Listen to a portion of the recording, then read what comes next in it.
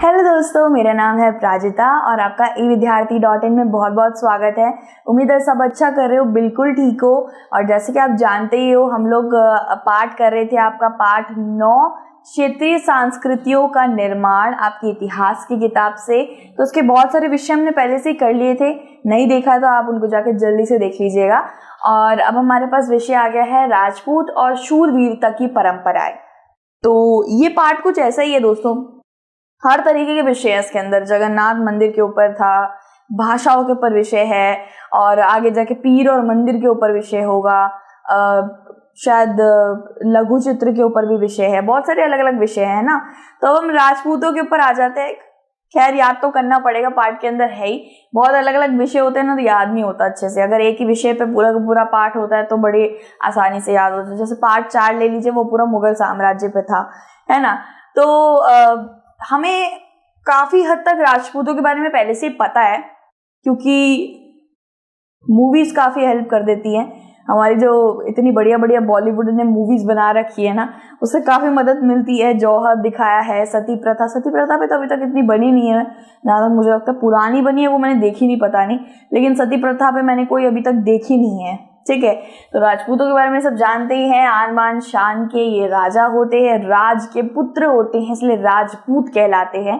पहले के वक्त पे राजस्थान में सोचते थे सिर्फ और सिर्फ राजपूत ही भरे हुए हैं, और इसलिए उसको राजपूताना भी बोला जाता था उस जगह को। ठीक है, तो राजस्थान के 9वीं शताब्दी के वक्त की बात हो रही है। 9वीं शताब्दी में अंग्रेजों ने ना इस जगह को राजपूताना नाम दे दिया था, क्योंकि उन्हें लगता था कि सिर्फ और सिर्फ राजपूत यहाँ रहते हैं। ठीक है, यह क्षेत्र केवल और मुख्य रूप से राजपूत द्वारा बसा हुआ था, ऐसा माना जाता था। लेकिन ये गलत बात है, क्योंकि बहुत से अलग अलग छोटे मोटे जातियों के और छोटे मोटे परिवारों के साथ ही साथ अलग अलग जात के लोग भी राजस्थान में रहा करते थे। ऐसा बिल्कुल गलत है कि सिर्फ और सिर्फ राजपूत ही रहा करते थे, लेकिन अंग्रेज बोल के चले गए, अब उनको क्या सही करें। तो कई समूहों ने उत्तरी और मध्य भारत में खुद को राजपूत की पहचान की, और अन्य भी कोई राजपूत नहीं भी वहां रहते थे। ऐसे मैंने बता रखा है कि ऐसा बिल्कुल भी नहीं है कि राजपूत आपको सिर्फ और सिर्फ राजस्थान में ही मिलेंगे। राजपूत बहुत जगहों पे रहते हैं।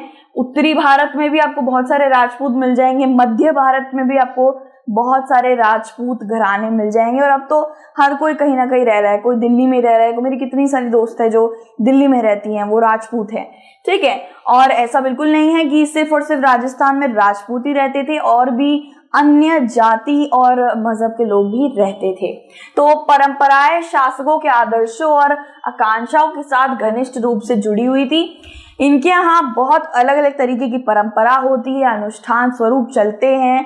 और आप जानते ही हैं, राजपूतों में राजा बनने का बहुत एक महत्वाकांक्षा रहती है कि वो राजा की गद्दी पे बैठे।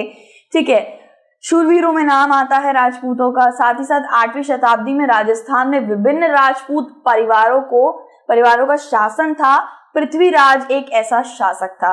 तो यहाँ बताया है कि जैसे मैंने आपको बताया अभी कि बहुत से राजपूत होते हैं जिनका मकसद या जिनका उद्देश्य ही होता है कि वो राजा की गद्दी पे बैठ के एक शहर या राज्य को वो स्थापित करें या उसको नियंत्रण में ले। तो ऐसे बहुत से विभिन्न राजपूत परिवार आपको मिल जाएंगे जो शासक के रूप में रहे हैं। ठीक है, मुगलों के भीतर भी रहे हैं, मुगलों से लड़े भी हैं, है ना। और जब ये ईस्ट इंडियन कंपनी और ये सब जब गोरे लोग आ गए थे भारत में, 200 साल राज करके गए, तो उस वक्त भी राजपूतों में दिखे हैं। तो ज्यादातर एक शासकीय परिवार बन के ज्यादा दिखे हैं, और पृथ्वीराज उनमें से पहला नाम आ जाएगा। वैसे तो बहुत सारे नाम है, महाराणा प्रताप, पृथ्वीराज, और आपका ले लीजिए राजा भोज ले लीजिए। साथ ही साथ वो कौन था, पद्मावती किसने देखी है, पद्मावती के अंदर यस राजा भारमल भी रह चुके हैं, और भी बहुत से राजा है, मुझे नाम याद नहीं आ रहा। तो पृथ्वीराज का सबसे पहले बात करते हैं। पृथ्वीराज उनमें से सबसे पहले आता है। अभी इन्हीं के ऊपर एक वो आ रही है, एक मूवी आ रही है इन्हीं के ऊपर, शायद अक्षय कुमार उसके अंदर है ना। पृथ्वीराज चौहान, वे हार का सामना करने के बजाय बहादुरी से लड़ने के विचार को पोषित करते थे। तो ये जो पंक्तियां मैं बोल रही हूँ, ये सब सबको पता है कि राजपूत वही है जो सर कटने के बाद भी लड़ता रहे उसका धड़। राजपूत वही है जो किसी से डरता नहीं है, अपने मूंछों को ताव देता रहे। होता नहीं, ऐसे बहुत सारी हमने पंक्तियां सुनी हैं।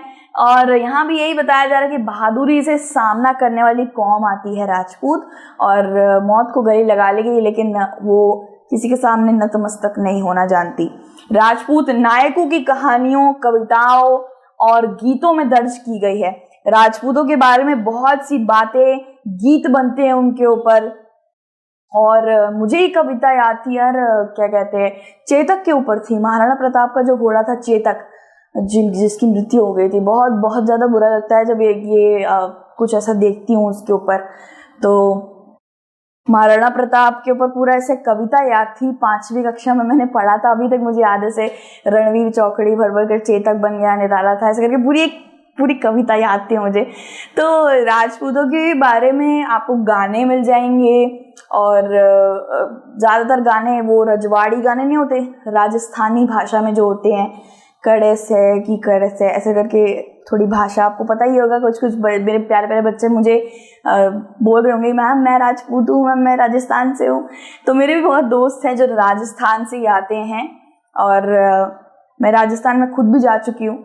आपको गाने मिल जाएंगे, कविताएं मिल जाएंगी, उनके ऊपर लिखी हुई दस्तावेज मिल जाएंगे, उल्लेख मिल जाएंगे, क्योंकि राजपूत कोई ऐसे ही आम कोई कौम नहीं थी, काफी जानी मानी कौम रही है, और इतिहास में हमेशा से अपने पन्ने इसने गाड़े हैं। तो कविता की बात करें तो अकबर की इस बात के से हार कोई हैरान था। प्रताप को झुकाने के लिए आधा हिंदुस्तान देने को तैयार था। ये पूरे महाराणा प्रताप के ऊपर एक बहुत बेहतरीन कविता लिखी है किसी ने। तो कुछ इस तरीके से कविताएं भी लिखा करते थे, ठीक है। और इन गीतों को कौन गाया करते थे वो भी देखते हैं। इन गीतों को मिन्स्ट्रेल गाया करते थे, पेशेवर मनोरंजन करने वाले मिन्स्ट्रेल होते थे, ठीक है। ये लोग कौन होते हैं दोस्तों? ये होते हैं जो मनोरंजन करते हैं, गाना गाते हैं, आपका नाटक करके दिखाएंगे, आपके सामने मनोरंजन करेंगे आपका।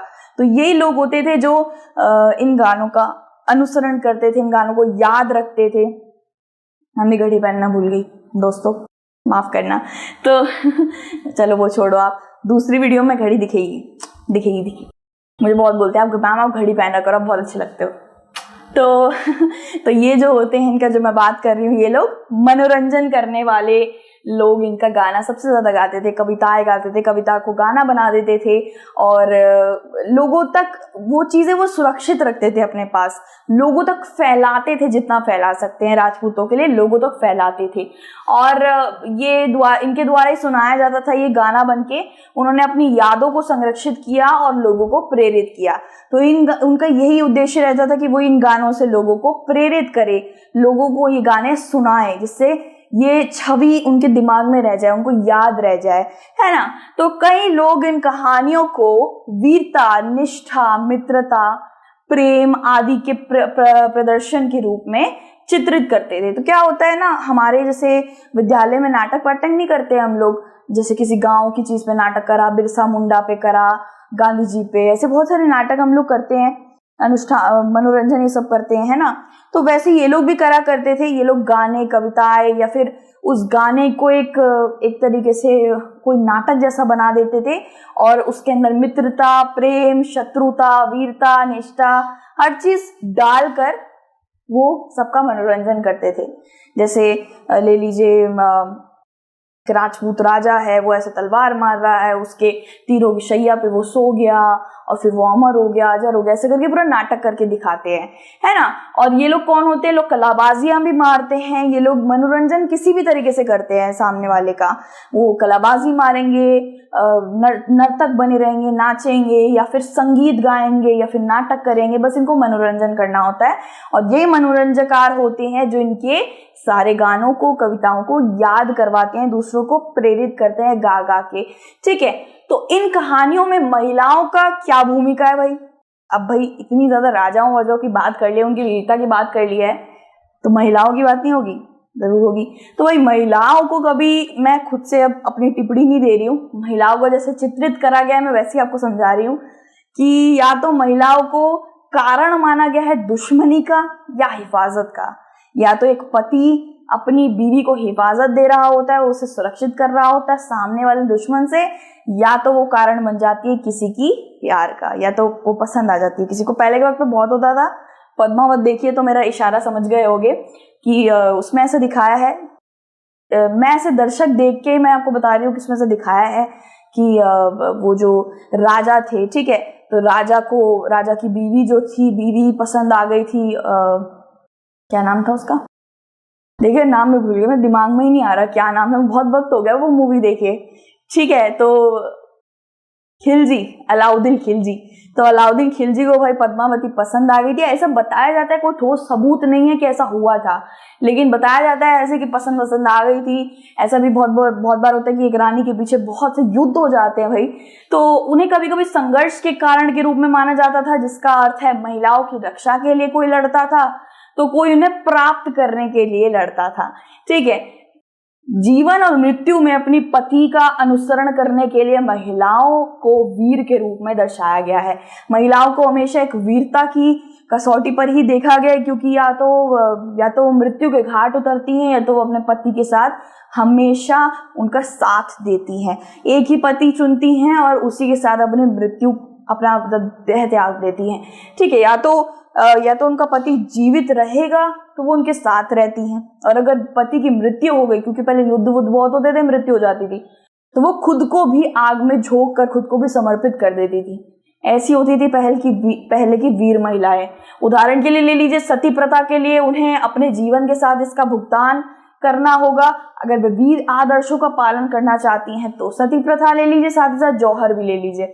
देखिए जौहर मुझे बहुत हद तक समझ आता है कि जौहर कर रही हैं, वो इसलिए कर रही हैं कि सामने वाला दुश्मन उनके देह पर छू ना पाए उन्हें, या फिर वो बस एक अपने पति की बनी रहना चाहती है, दुश्मन के हाथ नहीं लगना चाहती, वरना बहुत बुरा भी हो सकता है उनके साथ। दासी हो गई, रानी हो गई, कुछ सब लोग हो गए। पद्मावती मूवी में ही दिखाया था कि उन लोगों ने अंत में जौहर कर लिया था। तो ये सच बात है कि पहले के वक्त पे बहुत सारी औरतें, मैं आपको बताती हूँ, करीबन 4000 से ऊपर औरतें थी जिन्होंने जौहर कर लिया था उस वक्त पे, पद्मावती के वक्त पे। पता है आपको, बहुत सी गर्भवती भी थी। तो इसलिए करती हैं, ऐसा नहीं कि पति मर गया खत्म करती हूँ खुद को, ऐसा नहीं। उनका एक उद्देश्य होता था, एक कारण होता था। कारण यही होता था कि कोई मेरे देह को छू ना पाए, मेरे पति का ही मुझ पर अधिकार है।